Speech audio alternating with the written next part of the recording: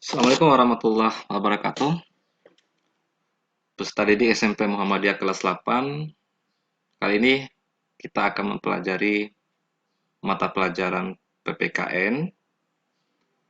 Kalau kalian sudah mendownload buku di website sekolah, buku elektronik, maka kalian baca. Pak Guru akan menjelaskan secara singkat tentang bab pertama, yaitu kedudukan dan fungsi Pancasila. Nah, jangan lupa untuk mengisi kehadiran di grup WhatsApp. Nah, sebelum masuk ke pembahasan, Pak Guru menyampaikan tujuan dari pembelajaran pada bab ini. Yang pertama, mensyukuri kedudukan, fungsi, dan arti penting Pancasila. Yang kedua, menghargai arti penting Pancasila sebagai dasar negara dan pandangan hidup. Yang ketiga, mengetahui dan mengamalkan nilai-nilai Pancasila sebagai dasar negara dan pandangan hidup. Yang keempat, mengetahui dan melakukan berbagai perilaku yang sesuai nilai-nilai Pancasila dalam berbagai segi kehidupan. Nah, setelah kalian memahami tujuan pembelajaran, maka kita langsung ke pembahasan materi pertama, yaitu bab 1, kedudukan dan fungsi Pancasila. Kedudukan, fungsi, dan arti Pancasila. Pancasila sebagai dasar negara. Pada akhir sidang BPU PKI yang tertanggal 1 Juni 1945, Insinyur Soekarno untuk pertama kalinya secara resmi menyebut 5 dasar negara yang dikemukakan sebagai Pancasila. Perhatikan kronologis Pancasila sebagai dasar negara yang Pak Guru jelaskan dalam video pembelajaran kali ini. Pada dasarnya para pendiri negara Republik Indonesia yang tertanggal pada 18 Agustus 1945 menyepakati dasar negara Indonesia adalah Pancasila. Dasar negara Indonesia adalah Pancasila. Istilah Pancasila itu sendiri menurut Darji Darmodi Harjo, SH, yang sudah dikenal sejak zaman Majapahit pada abad ke-14, yang terdapat dalam buku Nagara Kertagama, karangan Prapanca, dan buku Suta-Somo, karangan Tantular. Istilah Pancasila dalam bahasa Sanskerta itu berasal dari kata panca. Panca itu sendiri adalah 5. Dan sila yang dalam arti sekarang itu adalah sendi atau asas. Berarti batu sendi yang 5. Yang juga berarti pelaksanaan kesusilaan yang 5. Atau yang dikenal Pancasila Krama. Lebih lanjut dalam buku tersebut, Pancasila memiliki 2 pengertian, yaitu berbatu sendi yang 5 dan pelaksanaan kesusilaan yang 5, yaitu pertama, dilarang melakukan kekerasan, yang kedua, dilarang mencuri, yang ketiga, dilarang berjiwa dengki, yang keempat, dilarang berbohong, dan yang terakhir, dilarang mabuk atau minuman keras. Ini menurut buku pada karangan Nagara Kertagama atau karangan buku Suta-Somo karangan Tantula. Selanjutnya, istilah Pancasila dalam kehidupan kenegaraan dikenal pertama kali oleh Insinyur Soekarno dalam sidang Badan Penyelidikan Usaha-Usaha Persiapan Kemerdekaan Indonesia atau disingkat BPU PKI yang tertanggal 1 Juni 1945. Menurut Insinyur Soekarno, Pancasila adalah isi jiwa bangsa Indonesia yang turun-temurun sekian abad lamanya, terpendam bisu oleh kebudayaan Barat. Dengan demikian, Pancasila tidak saja falsafah negara, tetapi lebih luas lagi, yaitu falsafah bangsa Indonesia.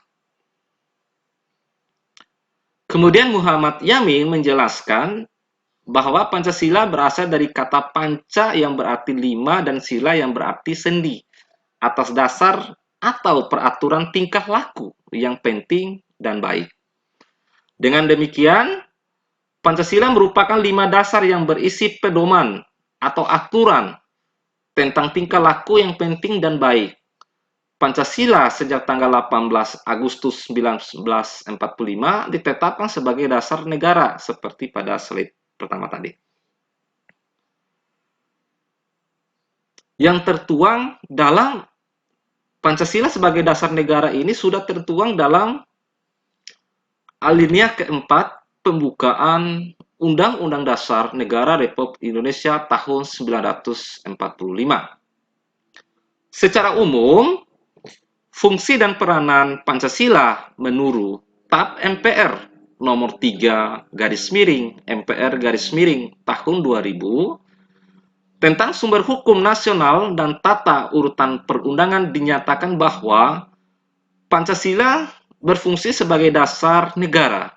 Hal ini mengandung maksud bahwa Pancasila digunakan sebagai dasar untuk mengatur penyelenggaraan ketatanegaraan negara yang meliputi bidang ideologi, politik, ekonomi, sosial budaya, dan pertahanan keamanan. Nah, dari itu dikatakan Pancasila menjadi norma dasar atau negara yang fundamental. Hal tersebut dapat dilihat dalam pembukaan Undang-Undang Dasar Negara Indonesia pada tahun 1945 alinea keempat. Dalam perumusan Pancasila sebagai dasar negara, yang kedua, Pancasila itu sebagai pandangan hidup bangsa.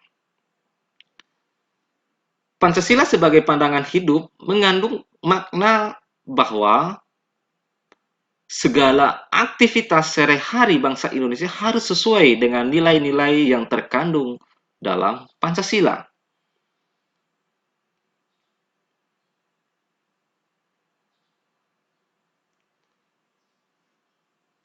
Salah satu contohnya yang kita terapkan Pancasila sebagai pandangan hidup bangsa yaitu memberikan corak khas bangsa Indonesia dan menjadi pembeda yang membedakan bangsa kita dengan bangsa yang lain. Salah satu contohnya kita melestarikan budaya dan keragaman budaya yang ada di Indonesia. Contoh, Papua mempunyai budaya sendiri. Maluku memiliki budaya dan keunikan daerahnya masing-masing. Itulah yang membedakan bangsa Indonesia dengan bangsa yang lain. Pancasila sebagai yang ketiga, Pancasila sebagai kepribadian bangsa. Pancasila sebagai kepribadian bangsa memberikan corak dan ciri yang khas bagi Indonesia menjadi pembeda dengan bangsa yang lain. Pak Guru ulangi lagi tadi, setiap budaya di daerah dan pulau-pulau Indonesia ini memiliki keunikan dan keberagaman budaya masing-masing. Jawa memiliki budaya dan keunikan masing-masing. Papua juga begitu. Kemudian Sumatera juga begitu. Kalimantan juga begitu. Semua daerah pulau-pulau memiliki budaya dan keunikan masing-masing.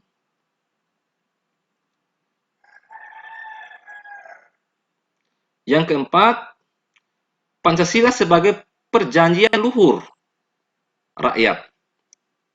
Yang dimaksud perjanjian luhur ini telah disepakati dan berfungsi melalui Sidang Panitia Persiapan Kemerdekaan Indonesia pada tanggal 18 Agustus 1945. Walaupun disahkannya Pancasila hanya oleh sebuah Panitia Persiapan Kemerdekaan Indonesia, tetapi PPKI sebenarnya adalah suatu badan yang mewakili suara rakyat. Jadi Pancasila merupakan hasil perjanjian bersama rakyat melalui PPKI sebagai perwakilan suara rakyat.